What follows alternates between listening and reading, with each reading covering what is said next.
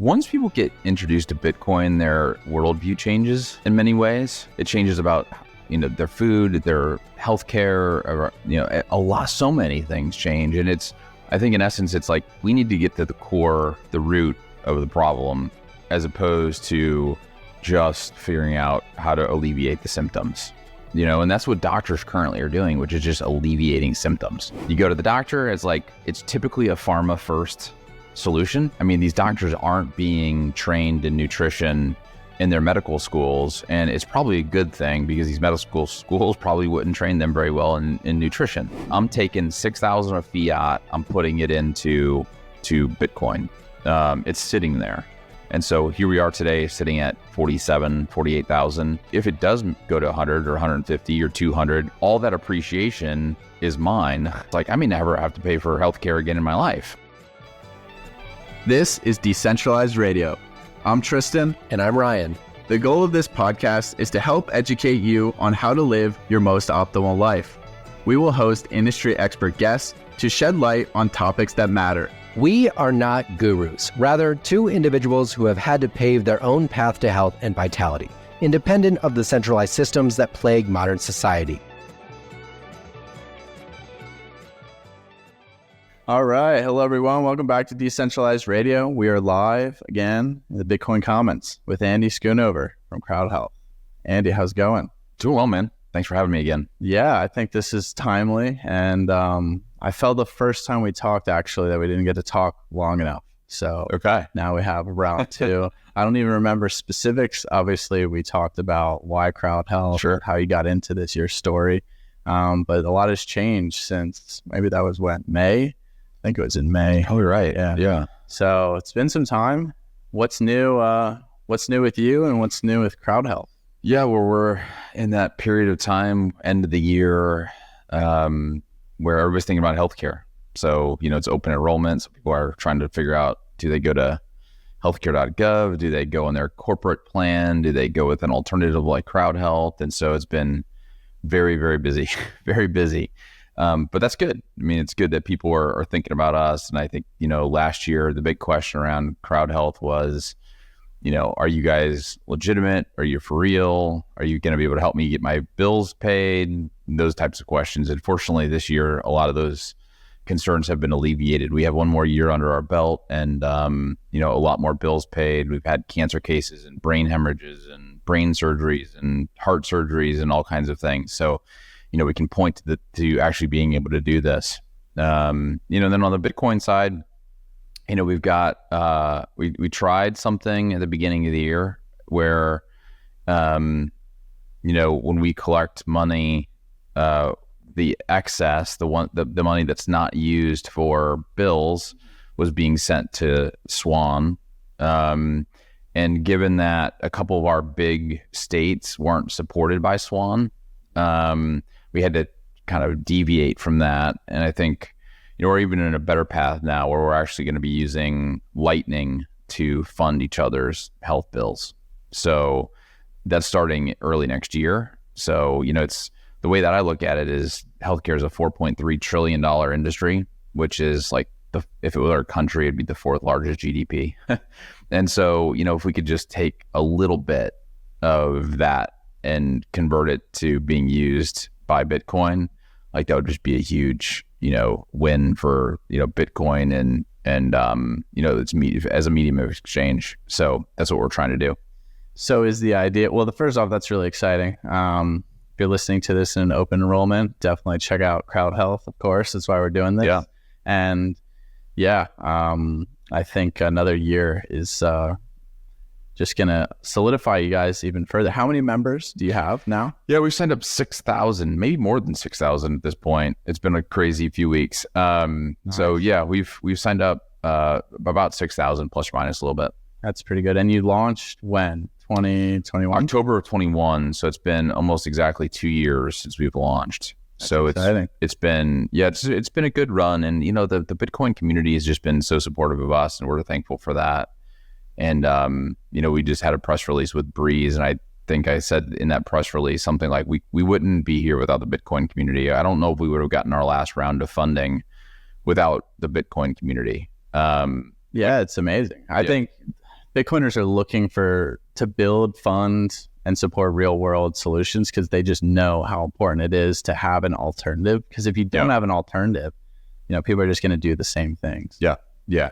And so, and healthcare is one where hits everybody's budget in some way or another. And so, what we're trying to say is like, look, I don't want to, you to take away from your stack, right? Like I want you to convert the fiat dollars into Bitcoin. So take the line items in your budget, and eventually all of them are going to flip to being transacted in Bitcoin. And I think that's a good thing for Bitcoin. I mean, the one rip against Bitcoin, there's not a lot to rip against Bitcoin, but it's hard to use. It's hard to use to actually purchase things, and I want Bitcoin to overturn the US dollar as being the standard, across the world, right? And to be able to do that, you just got to be able to use it a little more easily. And so we're trying to like take it and say, hey, you can use it easily within the healthcare context. I know ZapRight is doing some cool things, and all kinds of companies out there doing some really neat things to allow us to use Bitcoin in a more effective, less friction type of way. Yeah, the growth of the circular economy is so important. Yeah. That's why I try to pay for as many things in Bitcoin, accept it wherever I can. Yeah. And it seems like that's what you guys are doing. So how is this all going to work using Lightning, using Breeze? Is it just going to be like the, monthly payments, and then whatever payments are transacted from the members to you guys is all going to be in Bitcoin, or that's the hope? Yeah, it's all going to be in Bitcoin. So in essence, what happens is instead of, right now we're connected to your credit card or ACH or something, and every month you send us $50 for Crowdhealth. And then if you're single, another up to $125 for, helping somebody else in the community. So that $50 will come to us over Lightning and Bitcoin. So it won't be $50. It'll be however many sats that is at that time. And then, if you break your arm, and it's say $5,000, we will ask 50 people for $100 worth of sats. They'll send it from their Bitcoin wallet within the Crowdhealth app to you, so that you will now have, $5,000 worth of Bitcoin in your wallet. And then you can actually, if the doctor, will take that in Bitcoin, then you can transfer it directly to your doctor. And so that is truly a circular economy. If not, then you can off ramp it and pay it in dollars. And what we'd like to see is that circularity go from, let's just say 1 or 2% in the first year to 5% in the second year and 10% in the third year. And so we're going to be having somebody who's just, going around trying to orange pill doctors to say, hey, you need to accept Bitcoin. And so that'll be a cool thing. And the other thing too is I think doctors, once they get introduced to Bitcoin, or they're already introduced to Bitcoin, I think they change the way that they practice medicine. Yeah, I have two questions there. One is on the tax aspect of that, and then which we'll talk about second. But first, exactly what you just said, because I'm very into health, optimal health, alternative health. We talk about it a ton.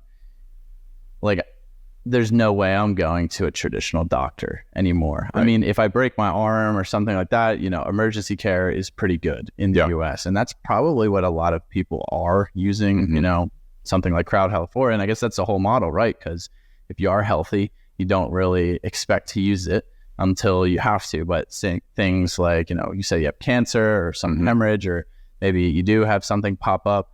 Yeah, I'm not probably going to... It's going to be hard for me to trust like the centralized healthcare system. So yeah, how do we fix that? Is it by enticing them with Bitcoin? There's already a movement. I mean, alternative doctors, functional doctors. I mean, there's more and more people leaving the system, and I think they're sprinkled around the US, and they're ones probably more open to taking Bitcoin anyway. What are your thoughts on that? Yeah, I mean, I think at least what I've seen, and I don't know if you agree with this, but once people get introduced to Bitcoin, their worldview changes in many ways.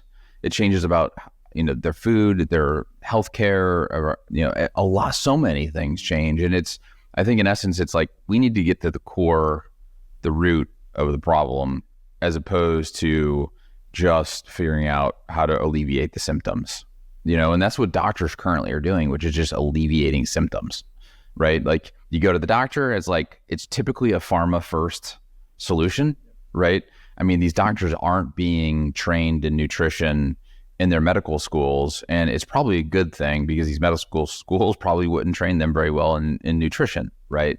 And so we've got all of these special interests who are impacting the doctors. And so I think once you get into Bitcoin, you see, the light is shined upon something that you just haven't realized in the past. And so I think those doctors actually become better doctors once introduced to Bitcoin. So I think Bitcoin can help the healthcare space by not only enabling doctors to get, liquidity quickly, as opposed to having to bill a health insurance plan and not get it for 3 or 4 months, right?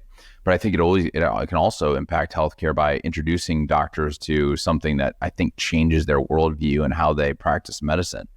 I know for me, I want to go to a doc who understands Bitcoin. I just think that they understand the world a little bit differently than a doc who is corrupted by, TV ads for Cialis or, whatever pharmaceutical, thing is up there. So I think there's multiple ways in which we can impact healthcare by introducing Bitcoin. Yeah. I mean, who doesn't want to get paid in the hardest form of money? At the end of the day, yeah, it's totally right. And I mean, that's kind of been my mission as well, is get more people on the health side into Bitcoin and more people on the Bitcoin side into all aspects of health. Yeah. And once you look through this lens, you should be open to the fact that every single system in our society is corrupted by fiat money. Yeah. And I talked to Jimmy Song on Wednesday, and he even gave an example about exactly how fiat money has corrupted, the traditional medical system, and doctors, used to just go play golf a couple times a week because they would spend a lot of time with their patients and provide a lot of value, but then they'd also have a decent amount of time off. And then now it's like a revolving door where they spend 10 minutes and then next patient 10 minutes, and they don't have time to stay up on any latest research or actually be learning new things as science progresses. Then you could talk about how science has just been totally captured by the fiat centralized system. And that's something I'm trying to help fix. And yeah, it's really insane. So if anyone is already considering the alternative, which a ton of doctors now are from COVID and the vaccines, then they should be ripe for the orange pilling and, being aligned. So how are you trying to find these doctors, and do you have a network that you're just trying to add names to? And it's not in the Crowdhealth system. Sure. It's not necessarily a network. I mean, it's incredible the number of doctors who reached out just because they've heard about us. And, I kind of joke, the only people that love us more maybe than our customers or doctors, because they want to get out of the system. They want to spend more than 7 minutes on average with each patient. I think in their hearts, they know that they're not providing the care that they need to within that 7 minutes. I think they understand the fact that they're just treating the symptoms. They're seeing some of this. And I think you're right. I think COVID, again, shone a light on it big time. So most of these doctors are coming to us. We will also be reaching out to doctors proactively. So it's an inbound and an outbound system. And we're just going to kind of see over the next, year or 18 months how it goes and see which system is most effective. So we'll be doing some advertising as well with some doctor, some kind of doctor influencers. Yeah. To get more doctors kind of in. We don't have networks. We have, but if you want a doctor wherever you live, let's just say you live in Denver, and you want a great doctor in Denver, we've got a list of great docs in Denver that come to us from other members of the community who have gone to those docs, right? So even though we don't have a doc in your area, we will ask other members in your areas hey, have you gone to a doc that you think is really good? We ask all the docs who join our database, do you accept Bitcoin? So we know what those Bitcoin docs are, and we're gonna have a pretty big effort next year of recruiting some more. What's the best way, if say a doctor's listening to this, to reach out to you guys to get into your database? Yeah. Hey at joincrowdhealth.com. You just say, hey, I'm a doctor who's interested in being in your database. They will immediately, they'll probably ask you a bunch of follow-up questions and send a survey to you so that we can get all the information from you. once we get that, then it automatically goes in our database. And if we have somebody who is in your area who's looking for a doc in your specialty, then we will send them to you. Or at least we'll recommend that that doc. We don't say you have to go to this doc, you have to go to that doc, but most of our members are looking for great docs and want a different place than just like Google reviews or something to find a good doc. So that's helpful for us to be able to send people their way. If you're a health conscious food consumer who's also very active, you know how big of a struggle it is to find a bar that is both convenient and nutrient dense. That's why I was so excited when I discovered the Alpa Bar. The Alpa Bar is a meat-based bar that contains only simple ingredients, 100% grass-fed beef, tallow, and honey, and is both nutrient-dense and convenient, and packs a caloric punch of over 300 calories. For me, this was a game changer and is now the go-to snack and fuel source I use when I'm hiking, camping, hunting, skiing, or doing anything in the outdoors and I don't have the resources to cook a full meal. The Alpa Bar is made proudly in Colorado and only uses locally sourced meat. JJ and Rob are also extremely based and accept Bitcoin for payment. I highly recommend you check out the Alpa Bar for any time you need a nutrient-dense and convenient snack on the go. Check them out at eatalpa.com and use code DRadio5 at checkout to get a 5% discount. And if you pay in Bitcoin, you can get an additional discount on top of that. That's eataupa.com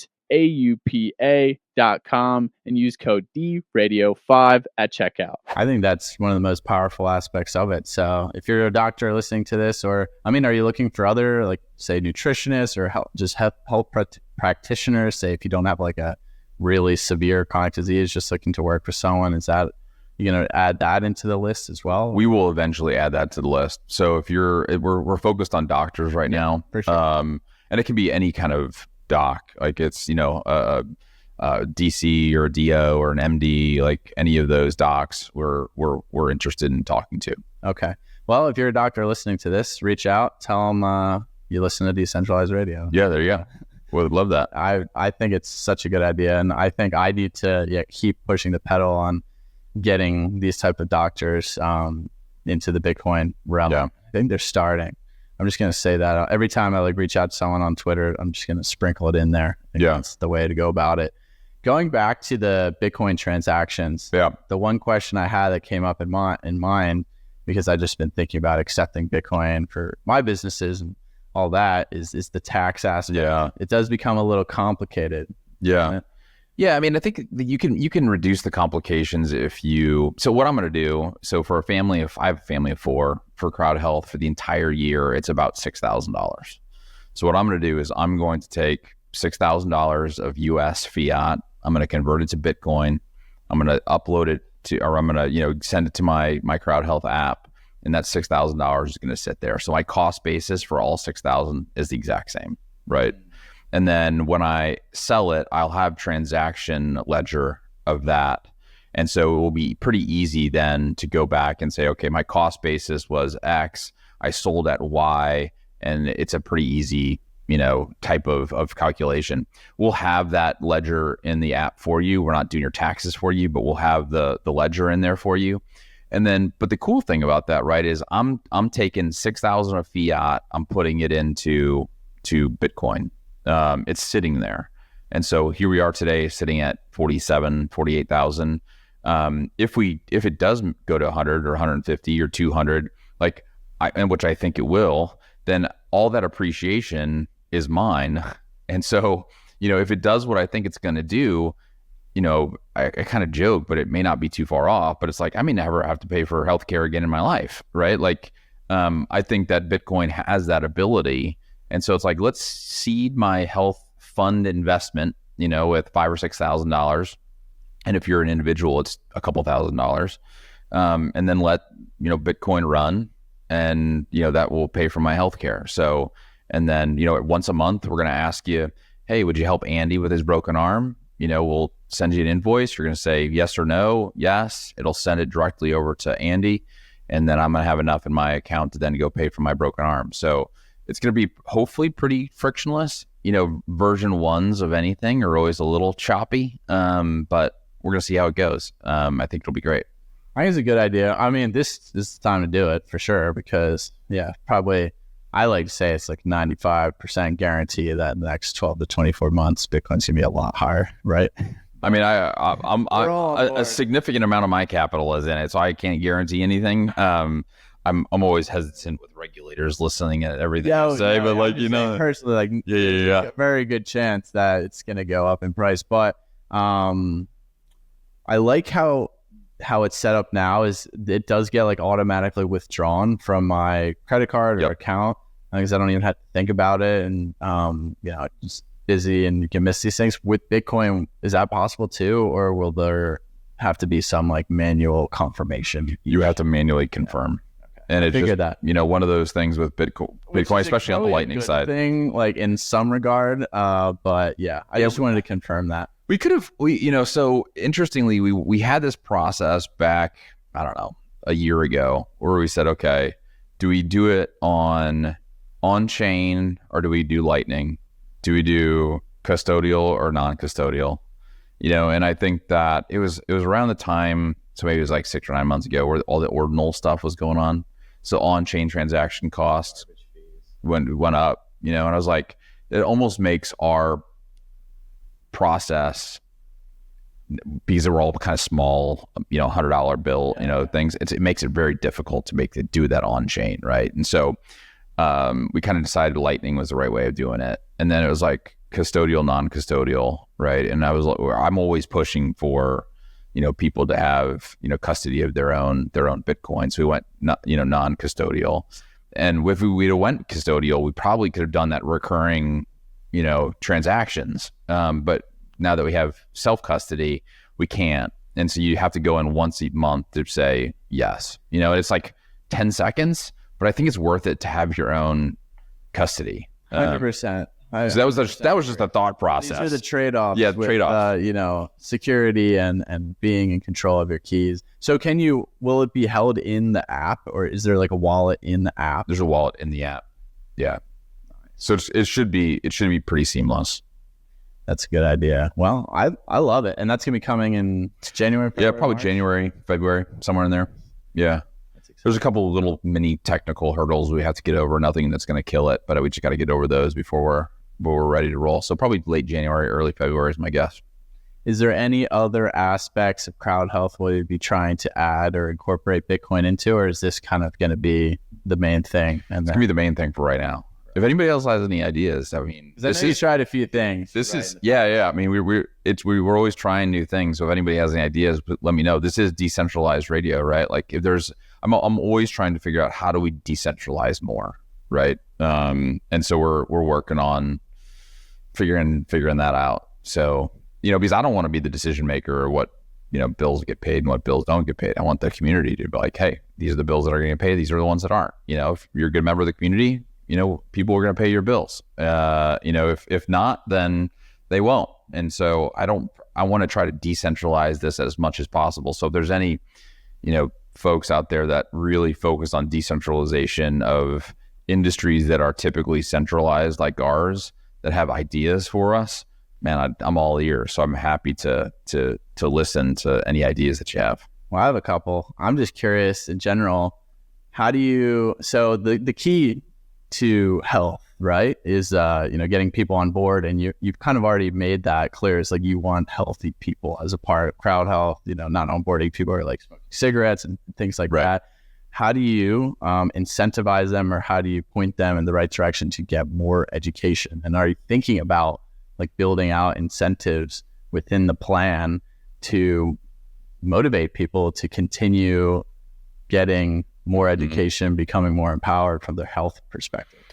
Yeah, we are. And I think the question is always like, can you provide them enough of an incentive to change behavior, right? Because some of these health plans out there have these like silly, if you walk, yeah, that's and then I think you'll save like $10 a month or something like that. And to me, it's like, I'm not going to change my behavior for $10 a month. And so, what we try to do instead is educate people by giving them access to things that they may not have had access to before. So, for example, I think it was October, maybe it was September, we allowed people to go and get their VO2 max and submit it to the community for funding up to $150. So VO2 max. No, when was this? This was like September, I think, maybe. I don't know if I joined by then, but yeah.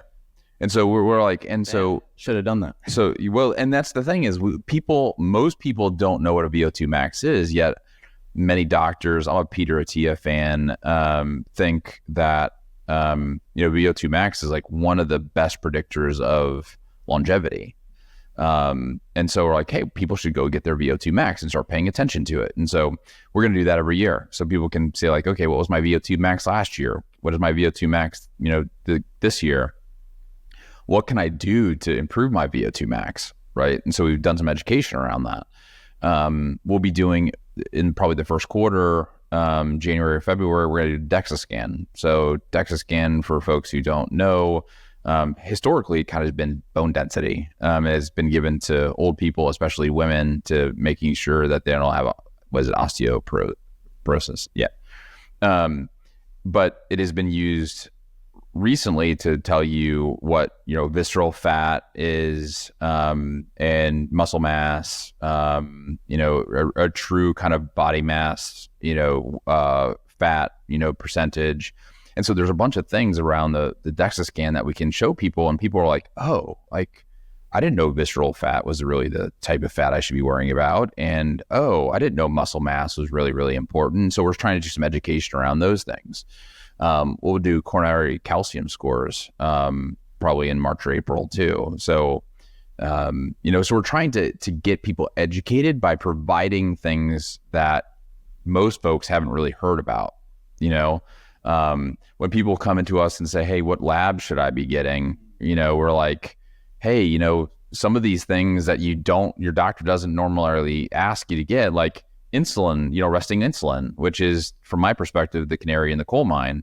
Nobody really pays attention to resting insulin. They look at your A1Cs, which is your level of blood sugars, average blood sugars over the last 3 months. But it's like, well, what is your insulin levels? And so there's things like this that we're trying to educate people on that I think has been like really helpful to, hundreds, if not, we're probably not at thousands yet, but as we continue this education, people are more interested, and we're like, okay, who is this, Peter Attia guy or Andrew Huberman, or, some of these folks who are influencers in the health space, that we pay attention to. Don't agree with everything, but pay attention to. Yeah, for sure. I'm curious do you get a lot of questions from your members like on these topics? Because the thing that's an issue, and the thing I try to do with this platform, and I do a ton of research myself, is there's so much misinformation out there in the health world. And I think the main takeaways are always very simple. It's, eat real food, like spend more time outside, prioritize sleep and things like that, avoid toxins, and, that's easy. And then there's science to back that up. But I think it'd be good, maybe if there's a way to incentivize people that are members to just have someone come in monthly for like a webinar. And then say if you show up and you're a member that month, you get rewarded in Bitcoin or something. I don't know. Do you think that would be enough of an incentive? Maybe. I mean, we've had like or you just bring in people like part-time or full-time as members of Crowdhealth that are like decentralized health practitioners or doctors. Yeah, I'm trying to figure out like what is going to resonate with our folks. We had done 2 yoga / breath work free to our members. They were virtual, but and we had 20 people show up or something like that, and it's like, man, we got 6,000 people that we signed up, and we can only get 20 to show up for a yoga thing. Like I thought that would be pretty cool for people. So I think we probably should try it and just see how it goes. But it's a really great idea. So again, if anybody's got any ideas, hit us up on Twitter or Instagram or something, or hey@joincrowdhealth.com, and we'd love to hear any ideas you have. Yeah, I think the key is to incentivizing education for these people, because that what is decentralization? It's when the individual is in charge, right? And unfortunately, it requires more effort, right? You need to hold the private keys. You need to be responsible. And the same thing goes with health. Like you're in charge of your own body. Nobody knows your own body better than you. But that's kind of like, it's inconvenient for a lot of people. Yeah. But it does take personal responsibility if you want to become more sovereign at the individual level. Yeah. So that's what I've been thinking a lot about, and I got a lot of cool things coming. And yeah, the other issue I see is also the academia space, the scientific research. Yes. I mean, all these things are just so captured, and the things that are really benefiting, like say carnivore diet or meat-based diet, there's no studies on this. So a lot of the big carnivore influencers and doctors that believe in it, they went and like pulled together money and they funded some research. So that's just an example of how you see a problem and you can go and attack it. But that's something that I think is a hurdle, and the Bitcoin community, as we go forward, will be the ones with money, to be the ones to fund things that are I love that, improving it. So that's what I'm working on. I'm going to launch a platform called Decentralized Health. I'll have to tell you all more about it, but the idea is to basically have education for a reasonable price, take like a third of profits and then put it into Bitcoin, hold it and save that appreciation, donate it to researchers who are not getting any NIH funding. Man, I love that. If there are, I mean, one of the things that we had talked about is, we've got this group of people who are interested in health. It's a lot of folks like you, right, and me, who are interested in health, don't believe in some of these studies that are coming out. That are, the data is manipulated to whoever's paying for the study. So how can we actually run studies from the Crowdhealth community, right? So I think was it you and I went back and forth online around autophagy? I don't know if that was us, but I could talk about that. Yeah. And so, one of the things I'm really interested in, and I can't find any data on it, maybe you have it, is there is wildly varying degrees of when people think autophagy starts, right? And so some people think autophagy starts after 24 hours. Other people doesn't think autophagy starts until 4 days. So it would suck if you fasted for 24 hours thinking that autophagy was starting when it actually didn't start for 3 or 4 days. Well, I could tell you something. Autophagy happens every night when you go to sleep. Yeah. So that's what I want to study. There's nuance into that completely, right? So yeah, that's an example. And exactly what you're saying. I was on a podcast earlier with Brian Sanders, a big health influencer here in Austin. And we both agree that you could probably throw out about 99% of research studies in terms of they're not perfect because they're not taking into account so many things. Like they're not eating the right diet. They're not getting, sufficient sunlight. There's all these, they're not healthy individuals. Most of the people they're doing these studies on are sick. And fasting is a great example. Some people in the pro-metabolic Ray Peat community be like, fasting's bad for you. But they're doing all these studies on people that are really stressed out in a modern world. And if you add in another extreme stressor like fasting, potentially it could be bad for you. So there's so many confounding factors, and we've lost all this. And then you add in the industry-funded nonsense from, big soybean companies or big pharma or whoever. And we're left with, there's every study, there's something's beneficial, there's one that's negative for your health. Yeah. But really, I just think it's like, just step back and what's logical, what's ancestral. And we were meant to eat real food, definitely predominantly meat based products, and getting out. We were outside all the time. There was no artificial light. There's no technology and all these EMFs, all this stuff. Just think about that. And that's the goal. Actually, it'll probably be launched by the time this podcast's out. So Decentralized Health would be really cool. But like you said, it's a challenge. And I think the more Bitcoiners we can get on board and educate, then the more funding we can have to support stuff that matters. Like, hey, if you're eating a carnivore diet and you're healthy, you're working out, like, what does a proper blood panel look like? Right. And then I'm big on seasonality. What does that look like in summer versus winter? Because it'll change. Like if you're actually healthy and in tune, which 99% of people aren't. Right. Are you self-employed or a small business owner and are tired of paying hundreds of dollars a month to centralized health insurance companies for minimal coverage because there is no alternative? Well, I have good news for you. There is. And this podcast is brought to you by Crowdhealth. Crowdhealth is a more decentralized alternative to health insurance, and it uses community and crowdfunding to help its members pay for emergencies when they do happen. They incentivize and prioritize health and personal responsibility, and share the thought that you should really only be using the centralized healthcare system when emergencies do happen. This is what I am on board with, and I have personally signed up for Crowdhealth since I left the corporate engineering world and the medical benefits that come with it.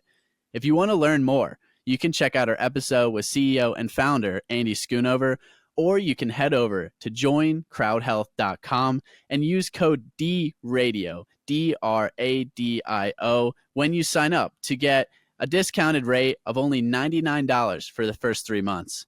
Centralized healthcare is one of the biggest issues in our society today, and I really love what Crowdhealth is doing to provide an alternative for people who care. No, 100% agree with all of that. I mean, I think bottom line is if we can start funding some of these, we as in everybody who's listening here, as opposed to, Pfizer, I think we're going to get real results as opposed to, manipulated data from my perspective. So I think it's a great idea.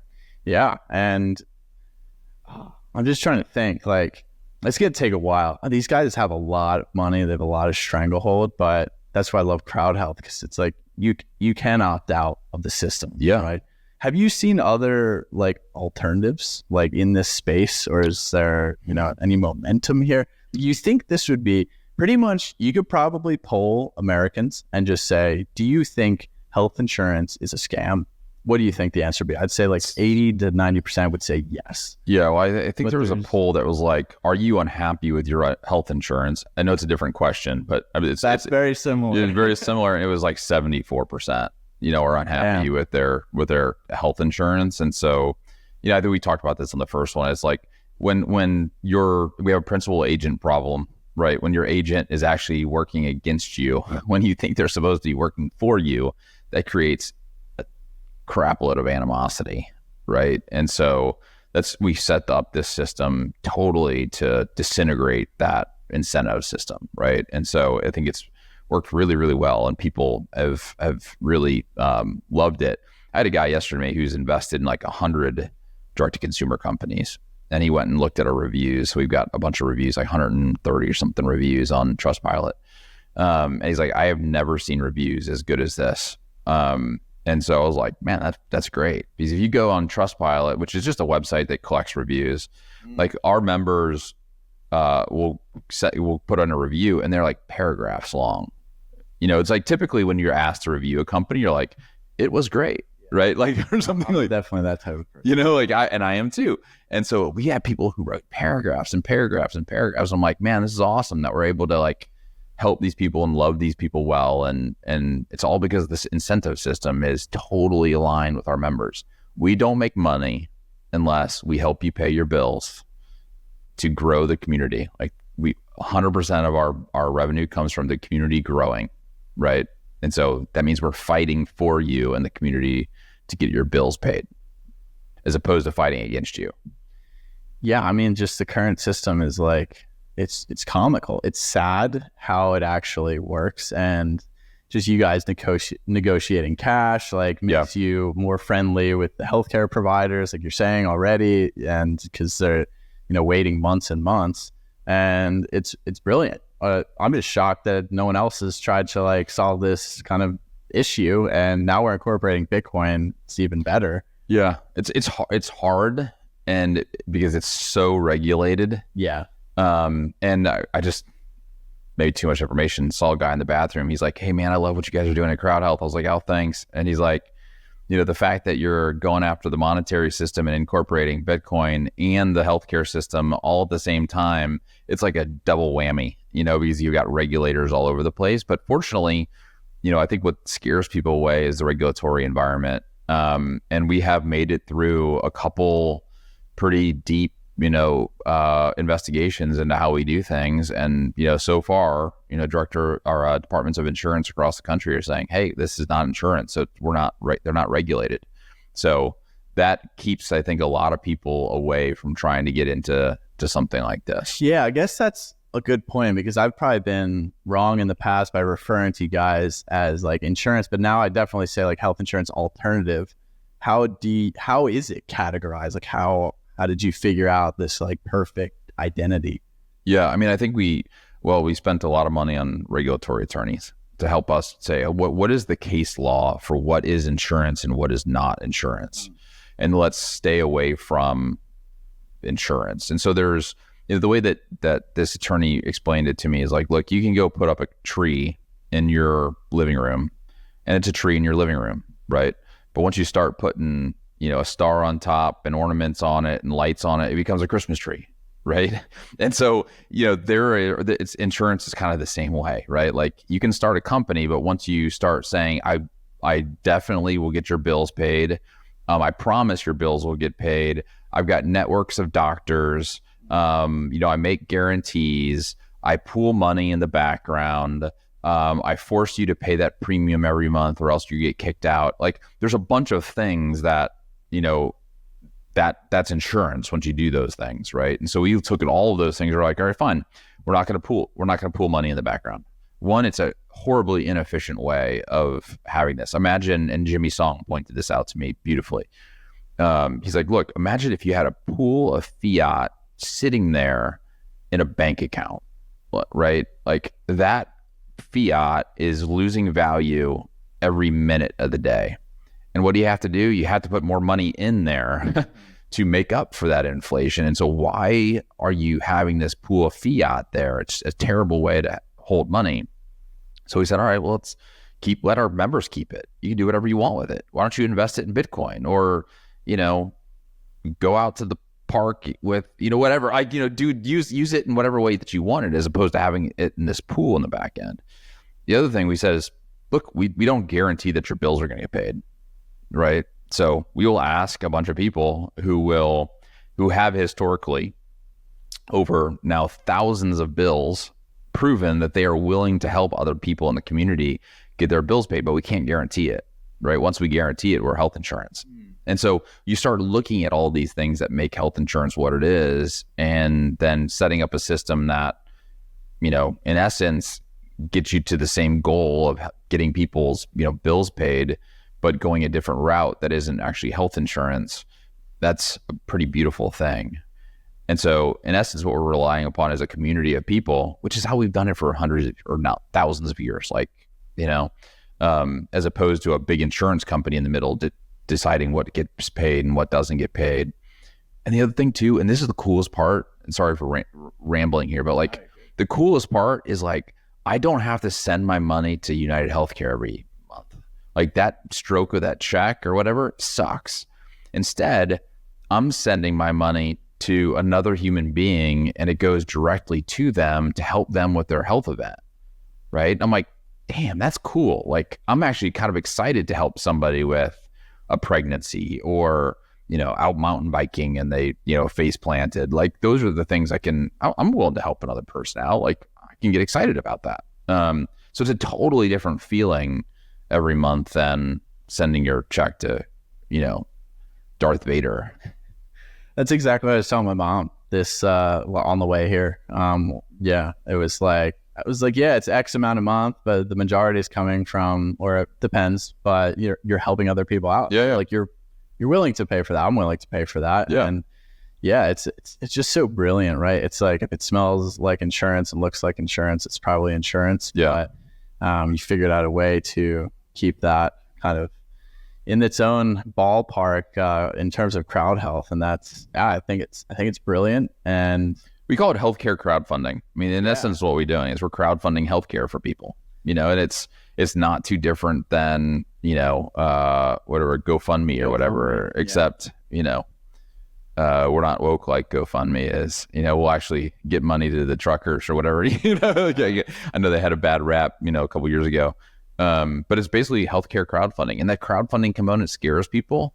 But I'm like, man, it's worked. Just look at the track record. Yeah. I mean, I'm not promising your bills get paid, but thousands of bills have gotten paid this way. And it's everything from like pediatrician visits to cancer cases to brain surgeries to everything. I mean, but our number 1 and 2 expense, one is pregnancy.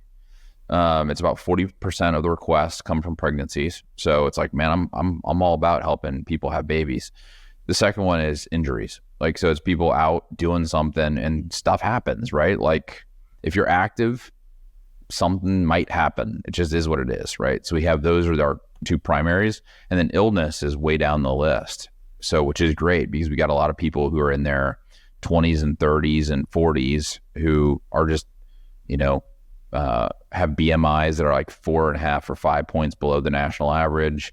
So you're not, the guy munching on fudge brownies all day on the couch is not something you're subsidizing. Like you're subsidizing active, lifestyles and pregnancies. So that's another great part of this. Yeah. My dad was like freaking out when I didn't have traditional health insurance anymore. I was like, Dad, what is going to happen to me? The only thing that's going to happen is potentially an injury or something like that. And yeah, it's incredible. We've become so indoctrinated and programmed socially to just, we need these things. And really, if you have your health, you don't need to go to the doctor, the average doctor that's not going to tell you anything beneficial anyway. So how do we scale this? And how do we scale it in a way that's not centralized? Obviously, this is on your mind. 6,000 members is a good start, but how do you get to hundreds of thousands or millions? And I think, fortunately, there's tons of benefit with scale.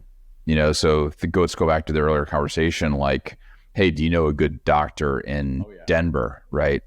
Right now, I probably have, 300 or 400 members in Denver. I mean, it's one of our bigger, communities. Denver and Austin are our top two.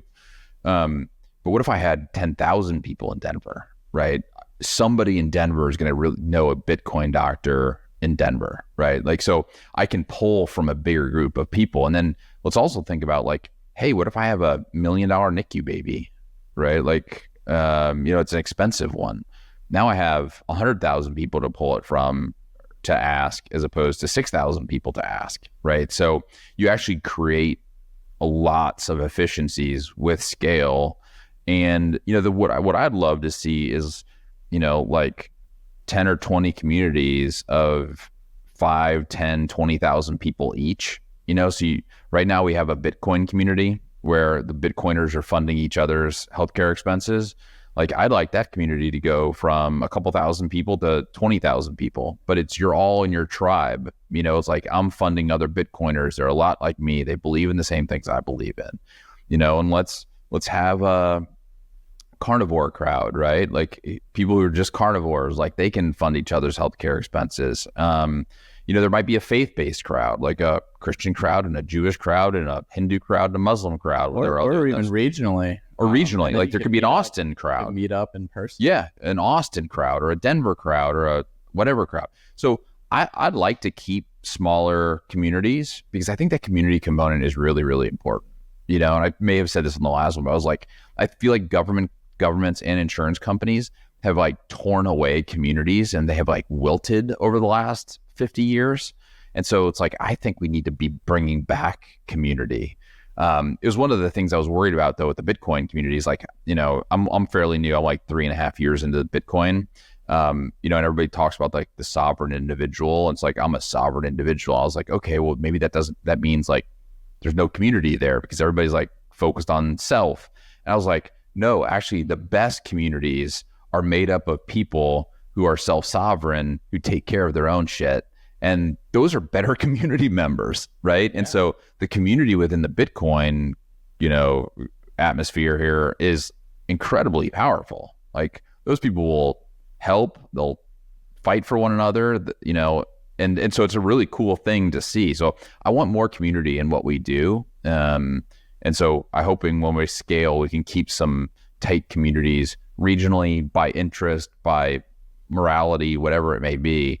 I think that would be very powerful. Wow. Well, I don't know about you, but this episode is making me a little peckish. And you know what sounds good? Some beef liver crisps from our sponsor, Nose to Tail Provisions, who provide 100% grass-fed and finished wild game animal products sourced from America. Their completely microplastic-free products are absolutely delicious and great if you need something in a pinch or just love a good snack. Each product is packed with the most nutrition possible. I love their new Viral Dust bison liver seasoning. And with code Tristan10, you'll be saving 10% on every bit of your order, as well as supporting our show. I mean, that's exactly what I would do. I think it's so important, and it is easy, and it's hard, especially at first when you kind of maybe either get into the health space or get into the Bitcoin space. You're isolated.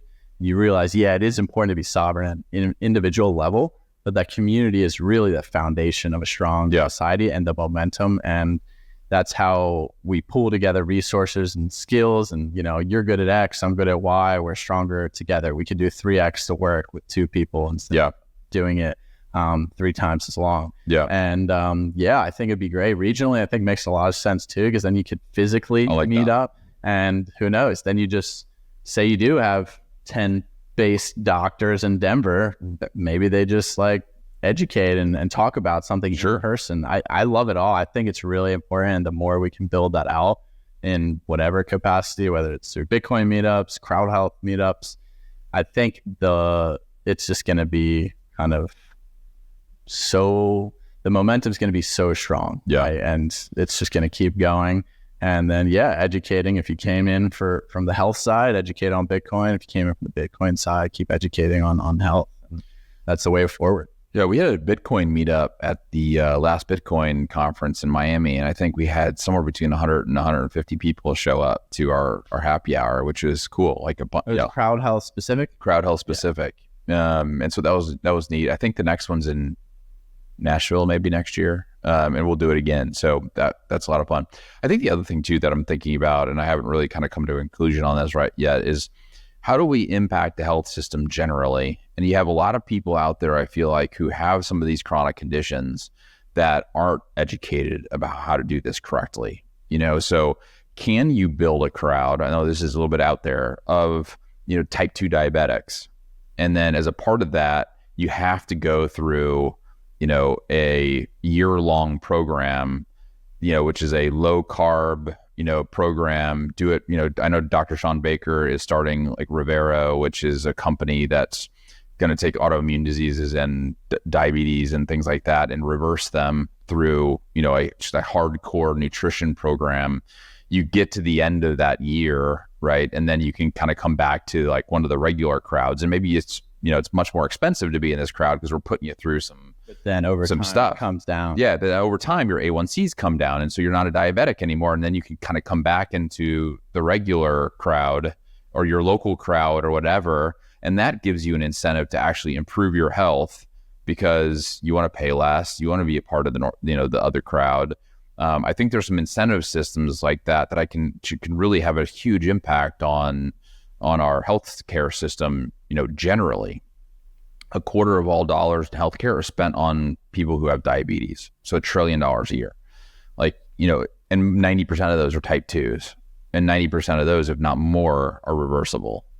Right? I mean, just based on what I do, it's if you gave me 10 people that were committed, but they had to be committed, and therefore the incentives have to be aligned. So you're saying hey, you're paying, I don't know, it could be $200 a month now. If you completely reverse this and go through the course for a year, then you'll be paying $50 a month. Exactly. Then they're going to be motivated. Yeah. And then, I mean, for sure, like you said, 90%, I think probably 100% is probably reversible if it's really committed, or at least you're getting it, you're improving the status so much to the point where it would be documented as reverse. So, and if you don't follow the system, then it's okay, you're out. You're not, you gotta follow the system. Proof of work, right? You got to follow the system. At the end, if your A1Cs are coming down, which we think you will if you follow the system, then you come back in. I mean, I think it's a great incentive. And so I think that's one that we're probably going to make some steps on next year to help people. So I think there's lots of opportunities to really improve the system and get people educated. I love it. And that was the thing I kind of asked about, incentivizing people for education or just health status, because right now everyone's probably pretty healthy, everyone can improve, but I know you're not taking on a lot of people with chronic diseases, but if you can and motivate them, and then you're not making it unfair to the people. If you just made it all the same price, as a member in good health, I might get pissed off that, because that's what happens in the real world, right? Right. There's no difference in health status, and then we end up paying as the taxpayers for all these health issues, which is a joke. So I think having the incentives aligned, and then having a helping hand extended, saying we can show you how to improve your health because you have been wronged by the centralized system, and they are incentivized to keep you in this state. I mean, yeah, I think at least a good chunk would be open to it, and then that's their decision. Yeah. So I think you'll see some more stuff like that in 2024. So I think we're, the first couple of years of the company was like building the foundation for which we could then really scale, right? And so we built the foundation, all the back end tech is scalable, and so we're ready to start flying. How about international? I have had a few requests. I would say that. I bet you 2024 we'll start seeing it. It'll probably be. Are you guys in the UK already? No. It'll probably be third quarter or fourth quarter of 2024. I think the challenge here is if you give us a health bill, we can validate that that's real. In the United States, it's harder to do it in Singapore, right? Or something like that. You just don't have that experience. Exactly. And so we've got to build some infrastructure around that. I know I have a vision for how to do it. So I think we can do it, but I think it's probably latter half of 2024. And that opens up, another 7 billion people or something like that would benefit that. And so we'll probably start doing like an international crowd. And then once the countries get big enough, we'll, break off and do, let's just say we have 10,000 people in the international crowd and 3,000 of them are in Brazil. Like we'll do a Brazil crowd and a UK crowd and things like that. So Brazil, for some reason, is one of those that we get tons of inquiries from Brazil. So I think their health system is pretty shoddy. Yeah, I mean, there's just a lot of people that are waking up and in general looking for a solution. I was just in Australia for a month, and that's definitely a country that is been wronged. That's even more extreme than the U.S. Canadians as well, Europe as well. I mean, they have better healthcare in Europe, obviously, and in Australia they do have like universal to some degree, but even that, people are just like, this is bullshit. Or they do have to get something, it takes forever, wait times are so long. So I think it's it's the same business model. You just have to have that local experience and then build out the local database of doctors and practitioners. And I don't see obviously why it couldn't work anywhere in the world. So that's really exciting. Yeah. Sweet. Well, I'm just trying to think in general. Yeah. How to reach more people. And it's like you said, we probably could easily agree that 80+% are not happy with healthcare.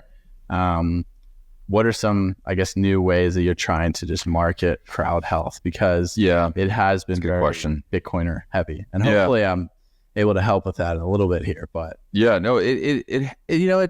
it's probably a third of our customers are Bitcoiners, so 2/3 are not Bitcoiners. But how are they then finding out? Just through word of mouth. Yeah, I mean, I've been on, or I will have been on about 40 podcasts between middle of October and middle of January. So I'm trying to get out there to all kinds of different folks, different communities, and some are really opening up their arms to me and being like yes, and some aren't. So that's fine. We're trying to just kind of experiment with that. The libertarian crowd, who are even not Bitcoiners, are very interested in getting away from big institutions. And so that has been, huge for us. The health crowd, who, might be into keto or carnivore or some kind of alternative kind of way of eating, which, I'm a keto guy myself.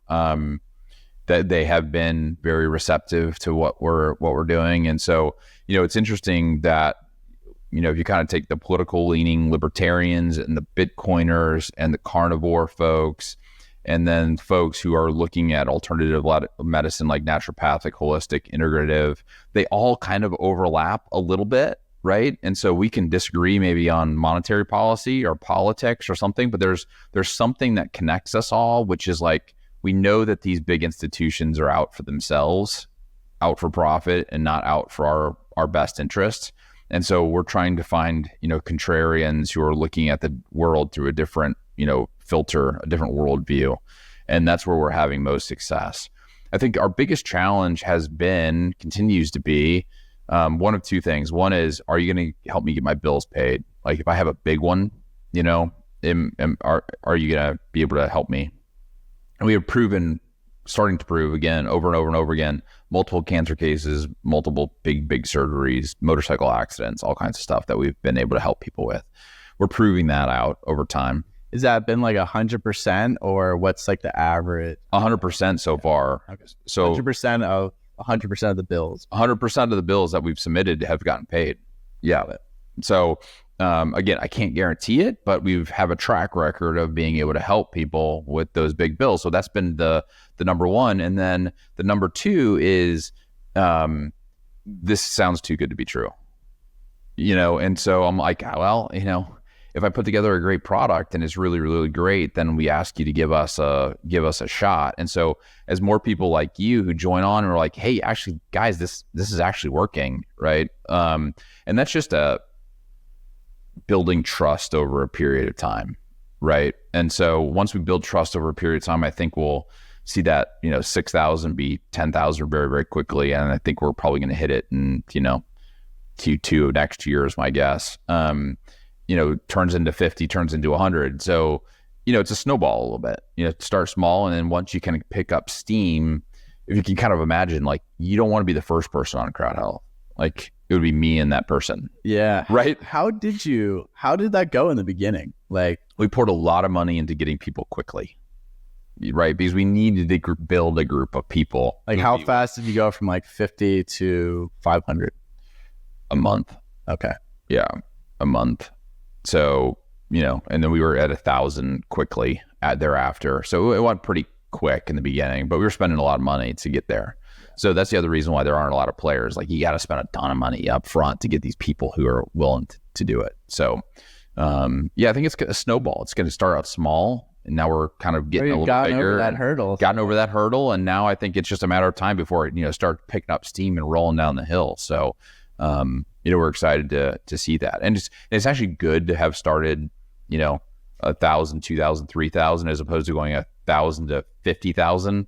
You can build the infrastructure on the back end to actually allow you to scale in a way that doesn't break. So it's been incredible to see kind of how God's worked through this and allowed us to do this in a way that's scalable and taking really good care of people.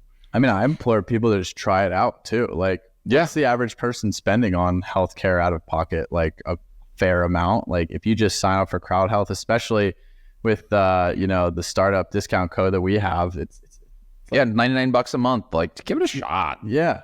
Try it for 3 months and you could still hold your other health insurance. I know people that hold both still. But 20 to 25% of our members hold both. Yep. So there you go. And most of those people are like in that specific scenario where they're like, I'm not really sure about this, but we're seeing lots more people this year drop their insurance altogether, and it's like whoever is Bitcoiners out there, like, they understand this, because I think a lot of people, when you have conversations around Bitcoin, they're like, I don't know about this. This is a little bit different. It's new. I'm not sure. I don't trust it.